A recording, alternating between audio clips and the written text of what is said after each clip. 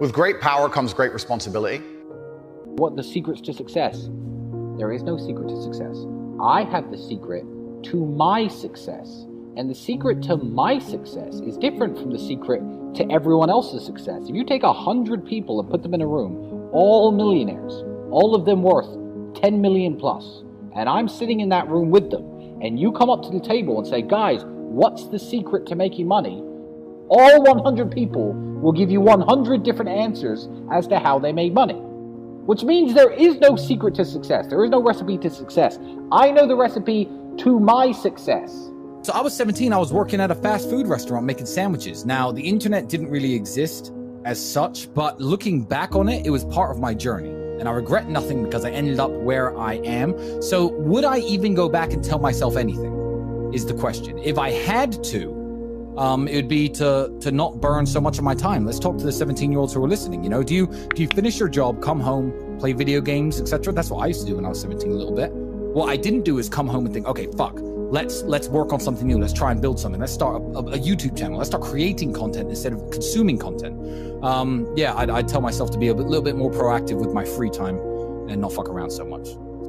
Stand yourself in front of the mirror if you are that person. Imagine yourself 30 years older. Imagine yourself fat, out of shape, bags under your eyes, wrinkles on your skin, gray hair. Imagine that man exactly where you are today. And if you don't like it, do something to change it, because it's complacency that damages people. And that's a mix of brainwashing and programming and, you know, your personality. It's a mix of lots of things. But I think growing up really impoverished and looking around at the other adults, you know, who are still in, I was 16, 17 years old working at McDonald's. I was working with people who were in their 40s and 50s doing exactly the same job as me. And I thought, whoa, this is fucked. I'm going to have to do something.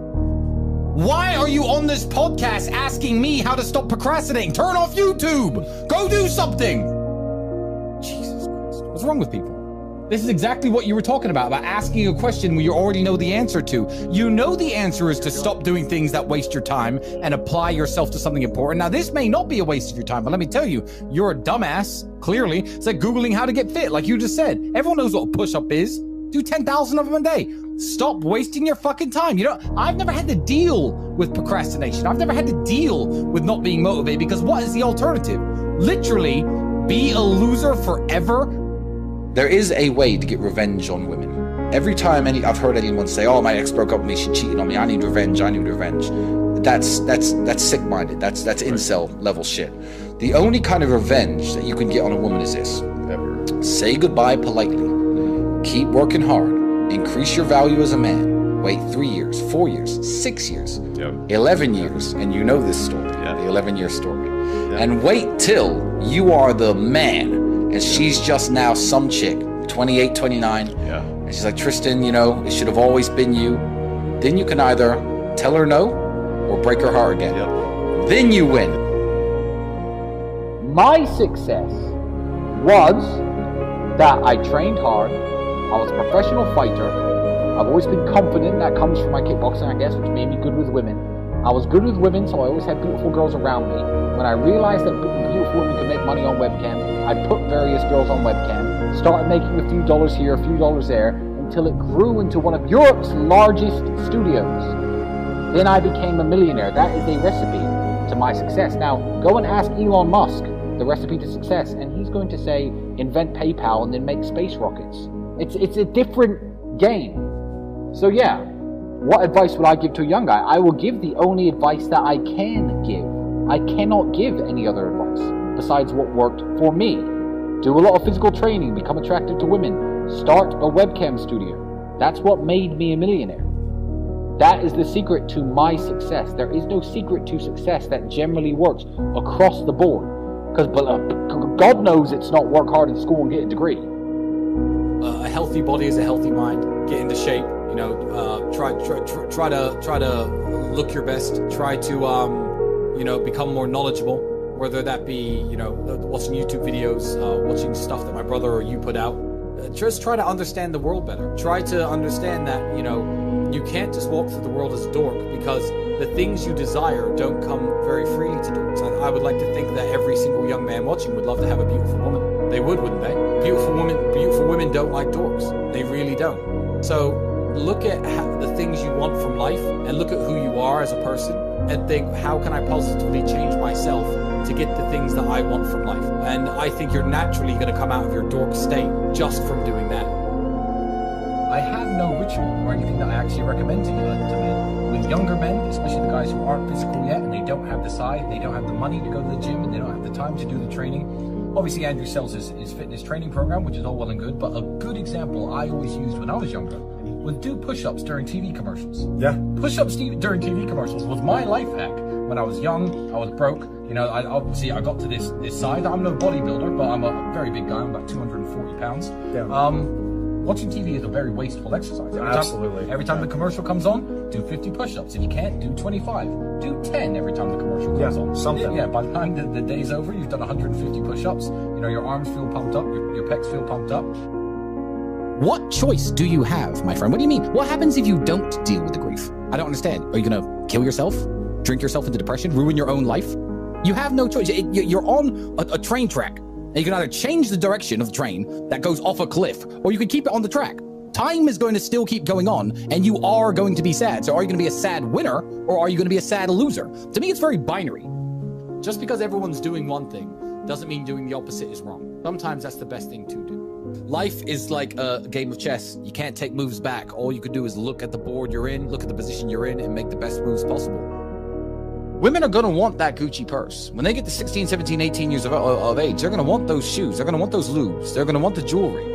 And who's going to give it to them? So become a financially successful man yourself for the sake of your daughters. Because one way or another, she's getting that Gucci purse, my friend. Whether it's OnlyFans, webcam, prostitution, escorting sugar daddies, or her actual father who loves her and takes care of her. So people who think they're going to hold their household together, traditional values and religious values alone, when you're flat broke, believe me, if your daughter's pretty, she ain't going to be broke for long, my friend. And she isn't getting the money from you, and she's not getting it for free either. I am sick of reading shit on the internet saying, yeah, you know, some people are special and they take longer to bloom and your time will come. Let me tell you something. 99.9% of people who are born broke, live broke, stay broke, die broke. That is the reality for almost everybody. The internet and it's all going to come to you at the right time bullshit is fucking a psyop to keep you down. You already know the answer. You don't need me to tell you. Why the fuck are you asking 4 men who do not know you personally how to stop wasting your time? I don't even know what you do to waste your time. You already know the fucking answer. My daughter's going to be raised very differently to my sons. My sons are going to have to work hard for everything they do. I'm going to take care of my daughter within reason. You know, the shoes, the Gucci purse, the nice car. She wants a little Mini Cooper or a Fiat 500 to drive around in. Cool. I'm going to take care of you because you are a member of my family. I am the man in charge of this family, and I am going to provide for you. When you are looking at other men in the world, I'm not going to lock her in the house. I'm not going to say don't date. I'm going to just inform her that when you're looking for other men in the world, you have to understand that when you pass on from this family, that's the man who's going to potentially be taking care of you. Listen, everything's going to plan. Smile. Go live your life. Be a sad winner and not a sad loser. Why would anything that makes you happy and doesn't hurt anybody else be wrong? No matter what you want to be in life, and no matter what you want to do, whether it be, you know, a dog trainer or a kickboxer or a zoo owner, it takes certain amounts of passion, time, and dedication. Network, connections, power, money. That's what makes you free. Money buys healthcare, and if you think you have healthcare, you do not. That's what I would say is the most crazy thing about having money. Try to make them notice you and realize your usefulness. Don't try to tell them that you're useful. Then that I'm in a position where I was very lucky to have a good father figure and an older brother in my life to guide me over some of the hurdles that young men face. But a lot of hurdles that, you know, young men face, they haven't got anybody to look up to, and they haven't got anybody to turn to. And I thought, you know what, let me just give this little bit of life advice out to the younger men out there. I said, I broke up with my ex. She's asking for me back. How do I know it's too late to take her back, or should I take her back, or should I not take her back? The answer to whether you or not you should take an ex-girlfriend back is very simple. And I know this, and most fully grown men probably know this. But for the younger guys out there, let me explain to you exactly what it is. If she has had another boyfriend or another sexual partner or another relationship since the breakup, it is too late to take her back. It is over at that point. Because no matter what happens in the relationship, no matter if you get married, have kids, if you stay together for a very long time, because that all happened because it didn't work out with the guy who she was with after your breakup. So you are always going to be plan B. You're always going to be the fallback guy. You're always going to be the idiot that's always there. So if she's had a week or two and, hung out with her girlfriends and cried into her pillow, by all means take her back. The moment there's been another guy in the scene at all, she's only interested in taking you back and getting back with you because it didn't work out with him. So don't let yourself be played like that. Yeah, don't be second place to anybody. So that's when it's too late. And I think that the real definition of right and wrong actions are whether they cause other people harm. And I think that's everybody's definition. I'm 34, you're exactly the same age as me. I am too working on myself, trying to build myself up, working on my finances, although they're pretty secure. I'm always trying to do better, and I care about taking care of my mother too, yeah. I'm certainly not chasing tail around like I was when I was 21, because, I've realized as I'm older and smarter that there are better things to do. You are going to need a woman because you are going to need kids, and having kids is a very important mission in any man's life. So yeah, by all means, work on yourself. I don't understand why that would be a negative thing. That's actually a very beautiful thing. Being truly honest, living only for yourself and not taking the time and the financial commitment it takes, and the time commitment it takes to procreate, I think would be an ultimately very unhappy life. Shared blood is the best, it's the best way of securing loyalty. So as a man who's building an empire, I don't see how I could justify continuing with my life if I was not trying to procreate and have children. But yeah, having a daughter and being a father it's absolutely wonderful experience. No 22-year-old should be on any kind of steroid. I can see cases for testosterone replacement therapy for people in their upwards of 40, maybe late 30s. I could see the case for that. For upping your testosterone level and trying to get your energy levels back to when you were much younger. Do you exercise regularly? Do you eat right? How much alcohol do you drink? Do you smoke? Why don't you look at what testosterone is? Look at your current life and and your current habits, and try to up your testosterone level naturally. There's no excuse to be injecting anything into your arms at this age. I think that's really pathetic. I believe that the time to get wealthy in an easy and a quick way has run out already. I'm going to tell you why. We've all heard of the gold rush, haven't we?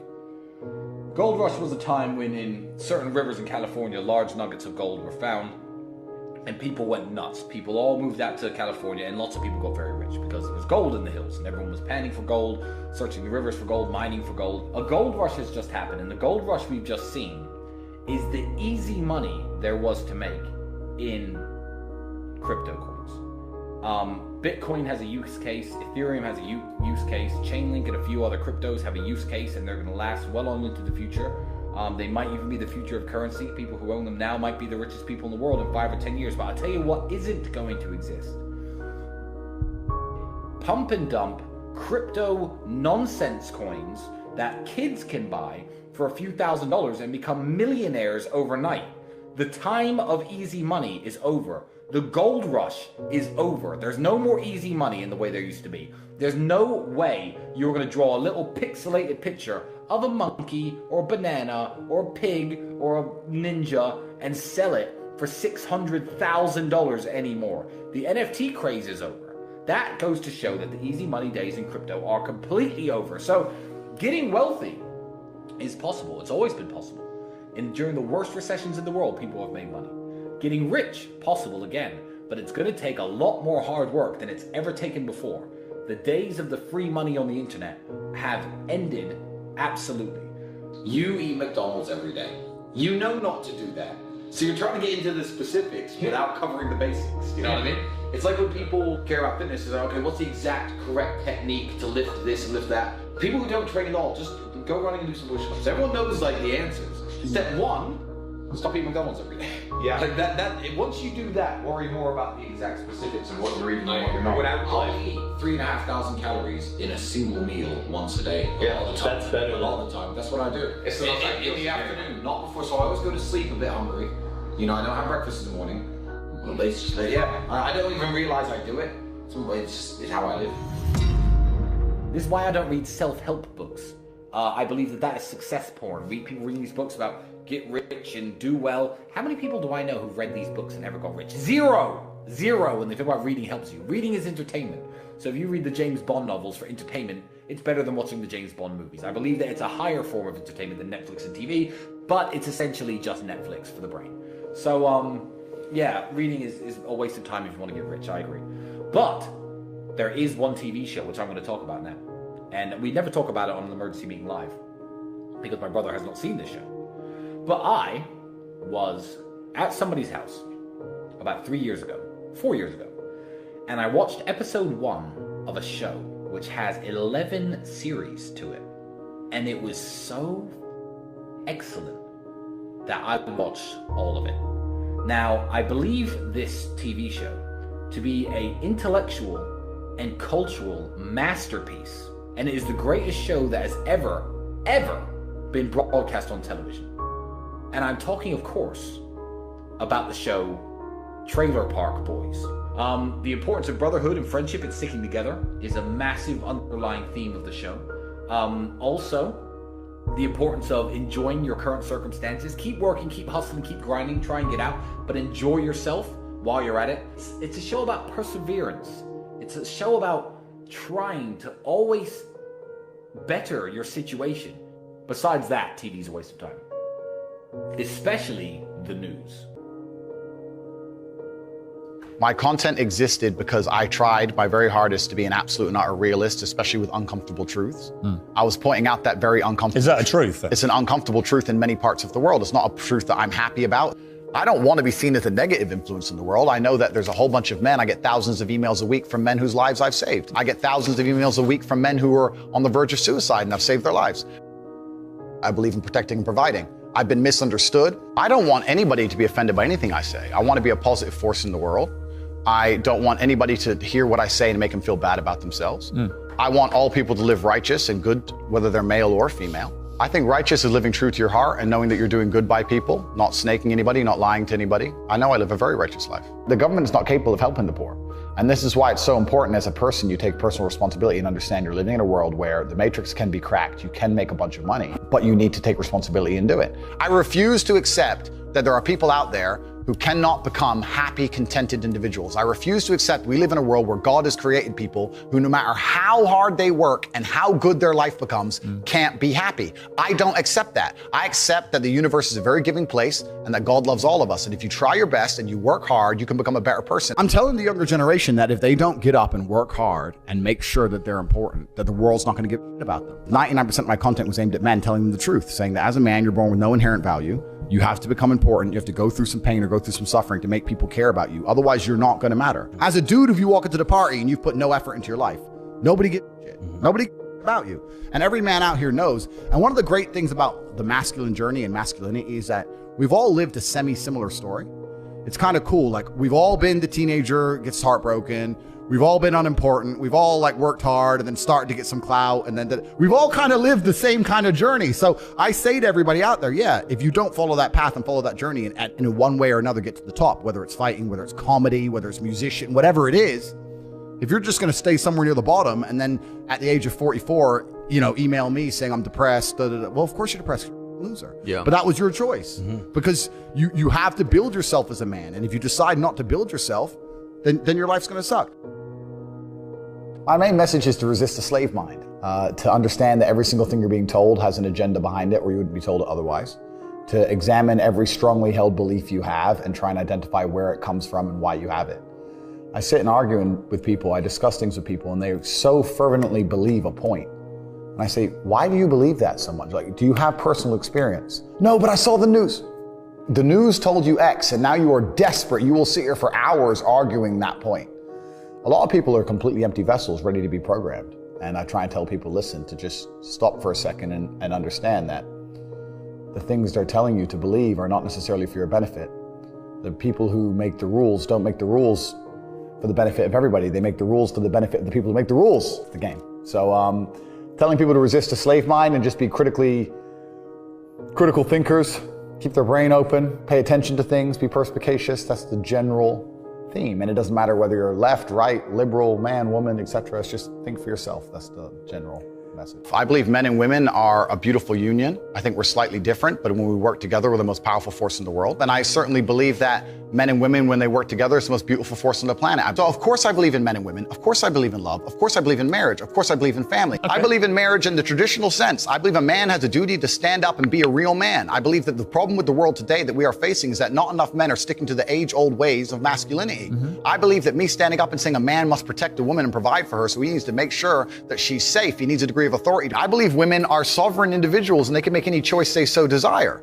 I think that it's important that we remember that a man has a duty. I think I certainly in my relationship have a financial responsibility to provide for my woman. My woman would never have to work unless she wanted to because I'm the kind of person who works hard enough. And I'll make another point that needs to be said. The number of women who have stood up and stuck up for me is ignored. Thousands of women are making videos saying, I've met Andrew Tate, he's such a nice guy. I wish I had a man like Andrew Tate who felt responsible to protect and provide for me. You know what? I do belong to my husband, that's why I married him and I love him. We ignore the thousands of women who stood up and stood by me and said everything I said is true. This is that there's a large contingent of men who still want to make money, go to the gym, be strong, drive a fast car, be traditionally masculine, and don't want to be shamed for that. And I believe that feeling depressed is real.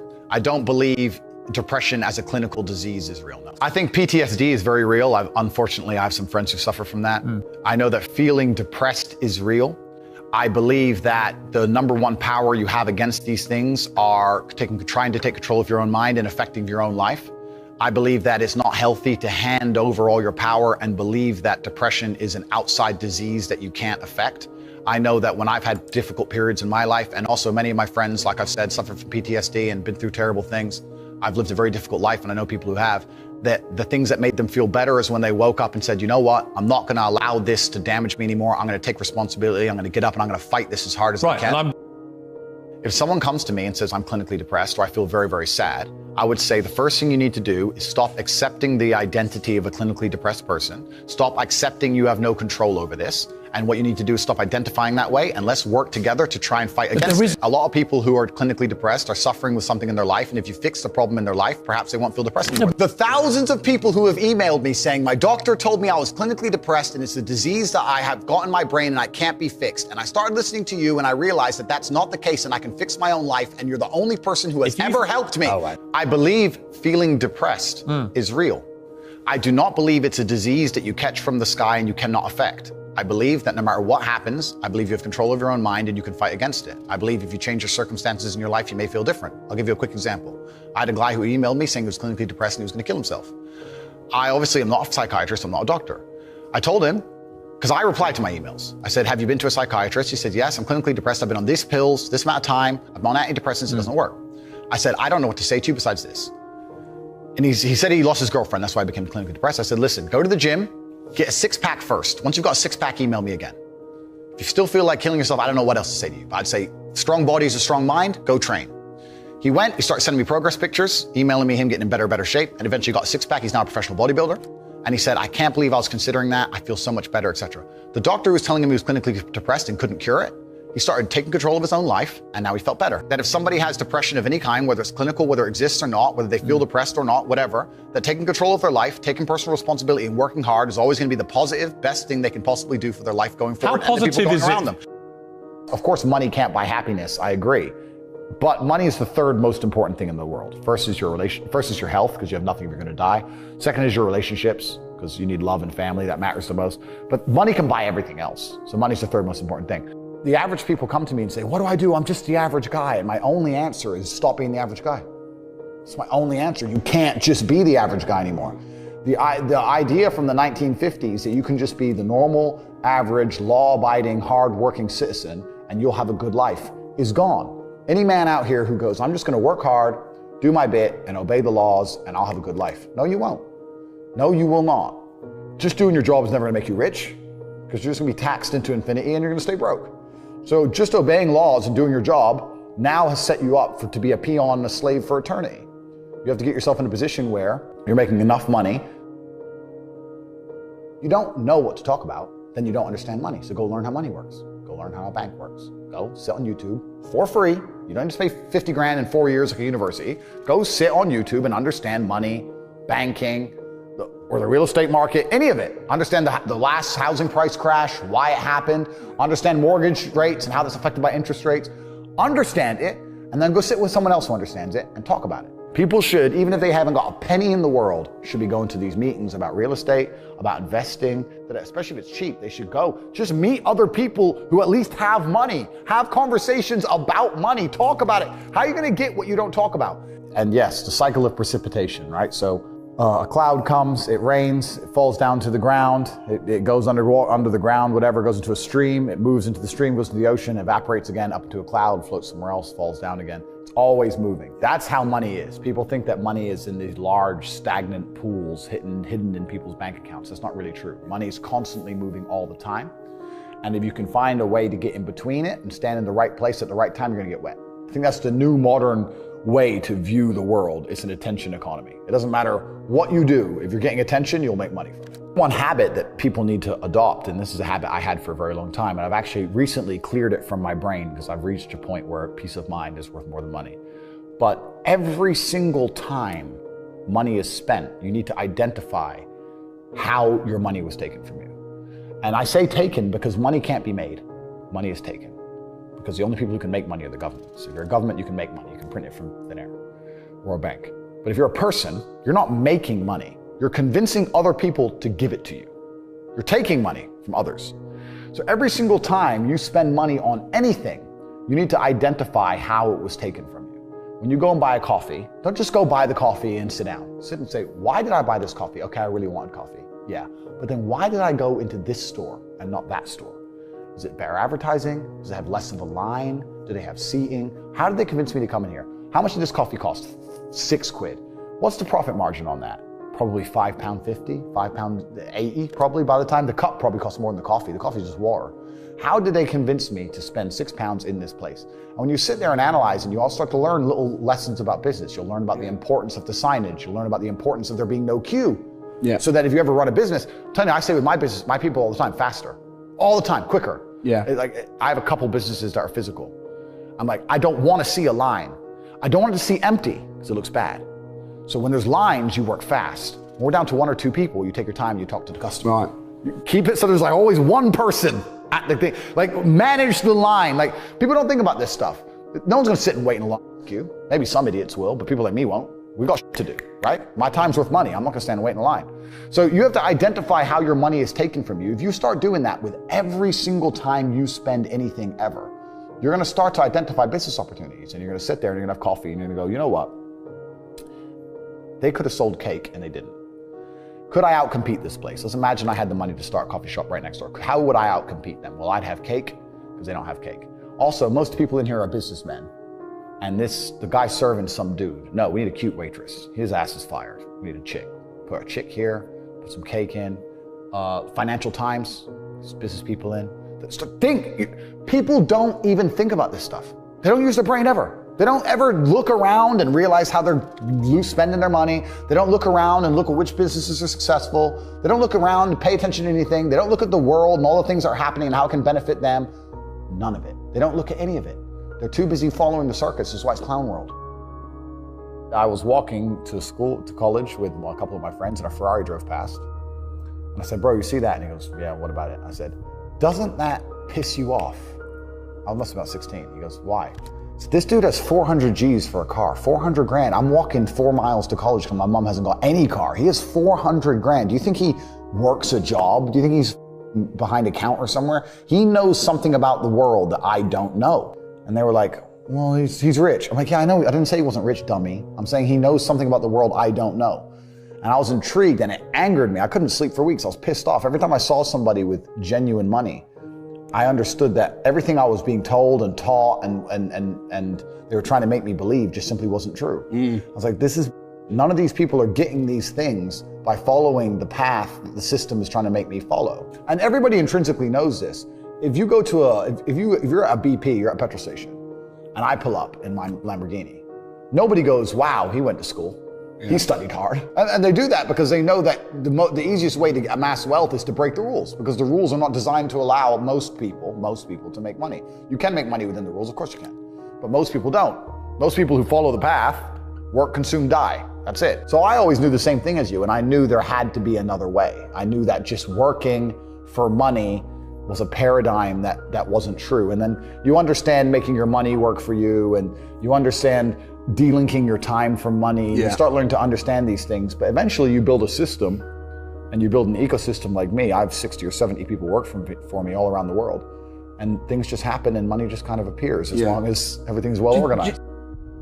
I mean, in my experience, like imagine if I didn't have all this money and I had to go get a job again, I'd get a sales job because I've always been a salesman. And I think that's a very important life skill to have, to be good at sales and to deal with the stress and have a commission-only environment. But I don't know if they even teach sales in university. Yeah, it's all garbage. They don't teach anything important. They just teach anything. They teach things that are going to keep you inside the slave mind. And they want you to go to school and then go to college and then go to university and get in debt.